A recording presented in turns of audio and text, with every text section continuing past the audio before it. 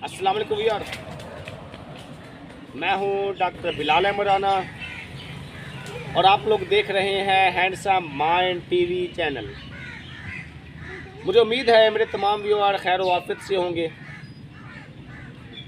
और आज हम बड़ी ही कीमती बात करने लगे हैं।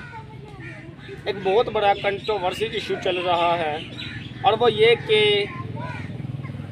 इबादत पहले है या खिदमत खल्क। बाद लोग क्या करते हैं कि अपनी इबादत पूरी करते हैं, खिदमत खल्क को छोड़ देते हैं। और बाद लोग क्या करते हैं कि खिदमत खल्क तो करते हैं लेकिन अपनी इबादत के करीब नहीं जाते। बात ये है कि जो लोग सारी रात नमाज़ें पढ़ के और किसी का हक मार लेते हैं, चोरियां डकैतियां करते हैं, किसी की दिल आज़ारी करते हैं, आराम से पैसे कमाते हैं, करप्शन करते हैं, कारोबार में झूठ बोलते हैं और फिर अपने आप को 5 टाइम का नमाजी पाबंद बताते हैं और बड़े हाजी साहब बनने के लिए कोशिश करते हैं, तो याद रखें कि वो वक्त करीब है जब सच्चाई सामने आके रहनी है, जब दूध का दूध और पानी का पानी अलग होना है। वो वक्त करीब है कि जब हमसे हर चीज़ के बारे में पूछा जाएगा। हम अपने आप को नमाजी समझ के हर तरह की करप्शन, झूठ, कारोबार में 2 नंबरी, सहाफ़त, सियासत, वकालत में झूठ, हर तरह से अपने आप को झूठे और करप्ट करके और नमाजी पढ़ के नमाजी बन के या हाफिज नमाजी बन के या फिर दीनदार बन के अपने आप को या कोई और इस तरह का हाजी बन के अपने आप को दीनदार कहलाते हैं, तो मेरे ख्याल से हमें शर्म आनी चाहिए कि हम मुनाफ़क़त कर रहे हैं। हम मुनाफ़क़त कर रहे हैं मेरे नबी के तरीक़ों में, हम मुनाफ़क़त कर रहे हैं अल्लाह रब्बुल इज़्ज़त के बनाए हुए और बताए हुए तरीक़ों में।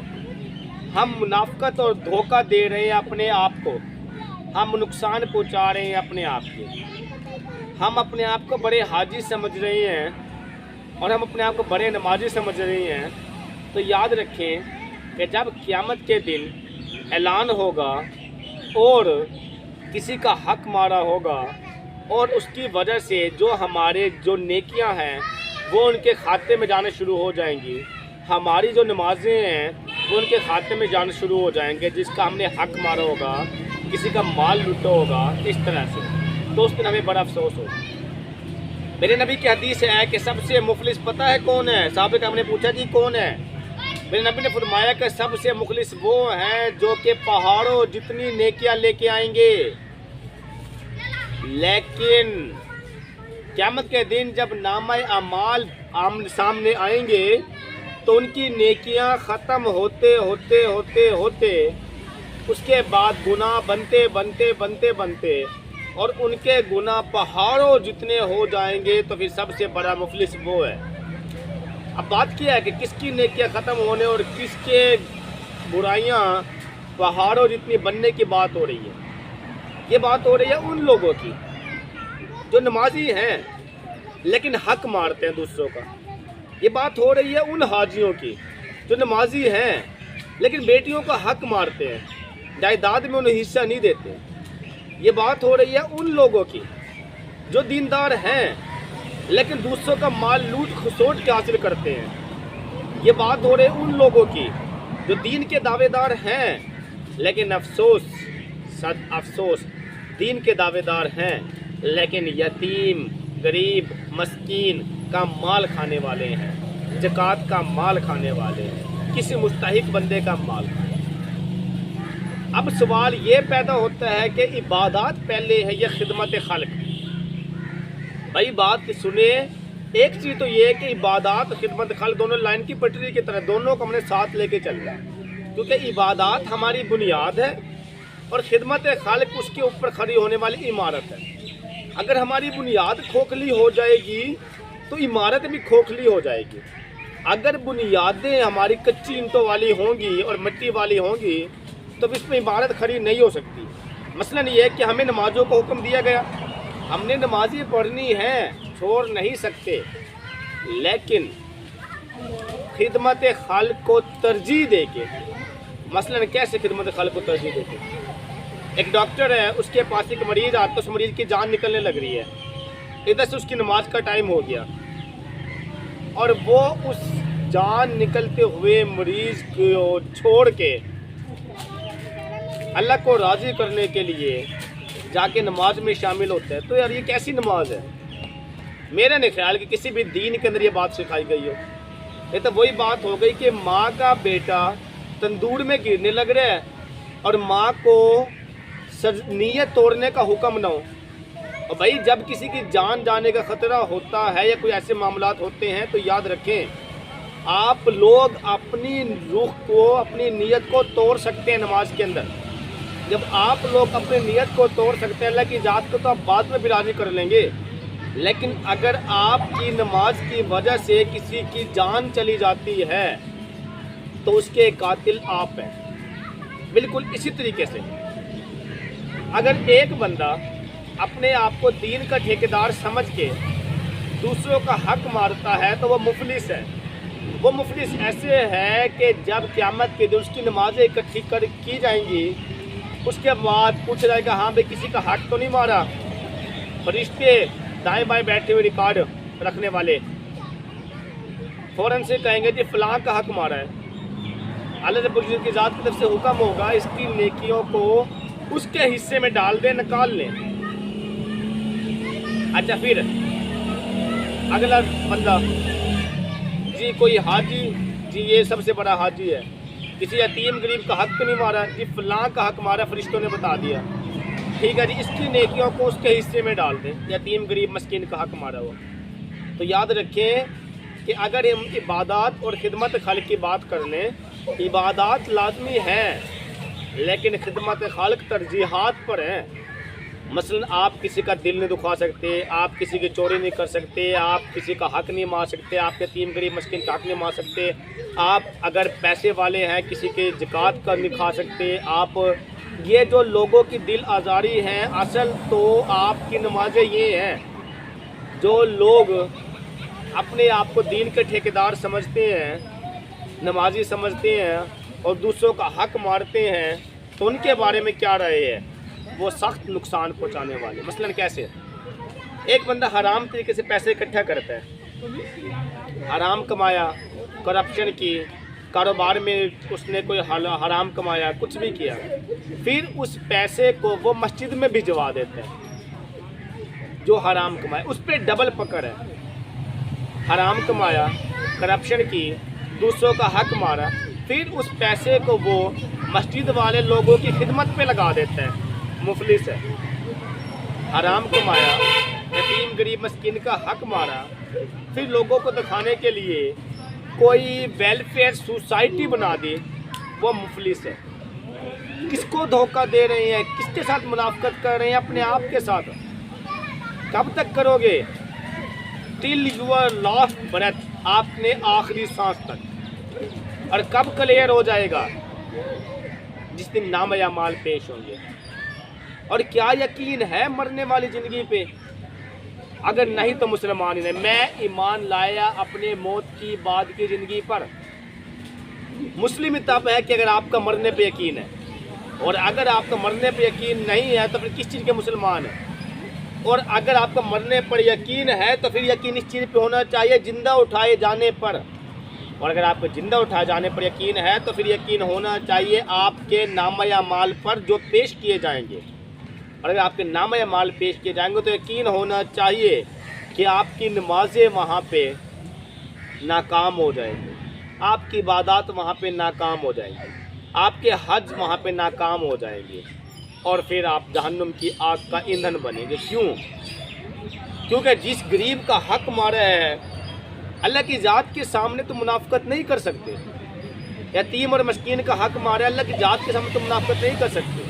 بیٹیوں کا حق مارا اللہ کی ذات کے سامنے تو منافقت نہیں کر سکتے، نہیں ڈبل ہو سکتے، نہیں ڈبل فیس کر سکتے، نہیں مناپلی ہو سکتی، نہیں اپنا جو اندر سے کچھ باہر سے کچھ ہو سکتی۔ وہاں پہ تمہیں کچھ بھی نہیں کر سکتے سوائے پچھتاوے۔ اسی لیے قیامت حدیث کا مفہوم تبھی تو ہے کہ پہاڑوں جتنی نیکیاں لے کے آئیں گے لیکن جہنم کی آگ کا ایندھن بنیں گے۔ تو خدمت خلق اگر دیکھا جائے تو وہ پہلے ہے، لیکن دین کو نمازوں کو چھوڑ کے نہیں ہے، لیکن خدمت خلق پہلے ہے اور عبادات بعد میں۔ اللہ کو راضی کر سکتے ہو لیکن لوگوں کو راضی نہیں کر سکتے۔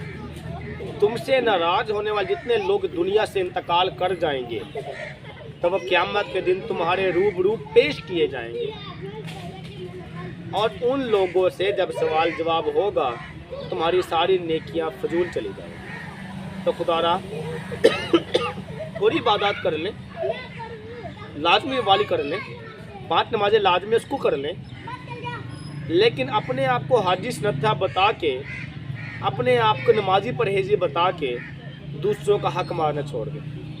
ہمارے اس ٹائم پہ تقریباً صحافی لوگ، سیاسی لوگ، وکیل لوگ، بڑے بزنس مین، بڑے بیوروکریٹس، بڑے عہدوں پہ بیٹھے جانے والے، یہ ایک بہت بڑا طبقہ جہنم کی آگ کا ایندھن بننے کے لیے تیار رہے۔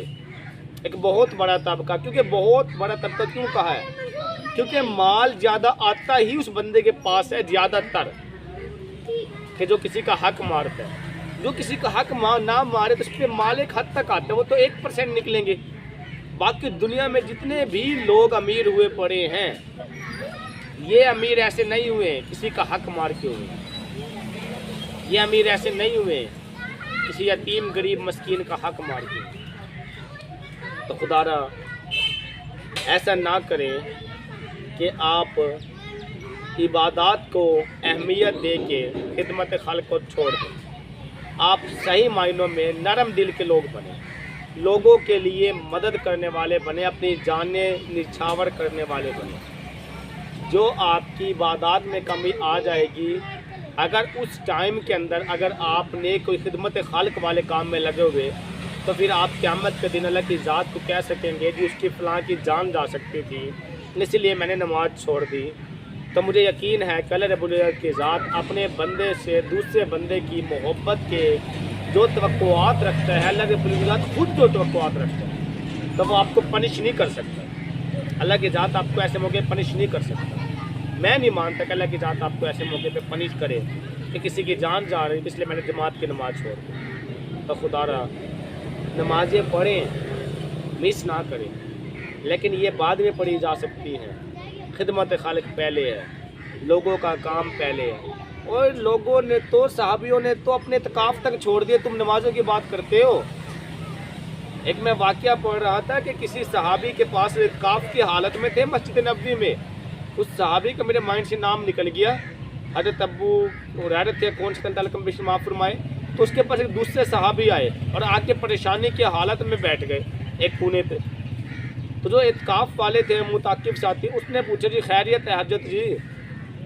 تو دوسرے ساتھی جو پریشان تھے انہوں نے بتایا جی میں مقروض ہو گیا ہوں، قرضہ نہیں اتار سکتا۔ انہوں نے کہا ہو، آپ اٹھے اور مسجد سے باہر کی طرف چلنا شروع کر دیا، یا مسجد کے باہر کی طرف چلنے لگے۔ تو پریشان ساتھی نے بتایا کہ جی آپ اعتکاف میں ہیں، آپ اعتکاف کو نہیں چھوڑ سکتے۔ تو اس اعتکاف والے ساتھی نے بتایا کہ جی اگر نبی صلی اللہ علیہ وسلم کی حدیث ہے کہ اگر کسی مسلمان کی مدد کرنا یا اس کے مشکل وقت کے اندر کام آنا یا اس کے قرضے کو اتارنا 10 پتہ نہیں کتنے اعتکاف سے افضل ہے، تو میں اپنے ثواب کو زیادہ کرنے کے لیے اعتکاف توڑ رہا ہوں۔ میں اپنے اعتکاف نہیں توڑ رہا، میں تو 10 کا ثواب لینے کے لیے اعتکاف کو توڑ رہا ہوں۔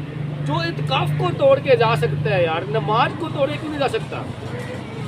اور اگر نماز کو توڑنے کا حکم نہ ہوتا تو پھر میرے نبی پاک محمد مصطفیٰ صلی اللہ علیہ وسلم کی ذات یہ کیوں کہتے کہ کاش میری ماں پکارتی ہے محمد اور میں فرض نماز چھوڑ کے کہتا جی اماں جی۔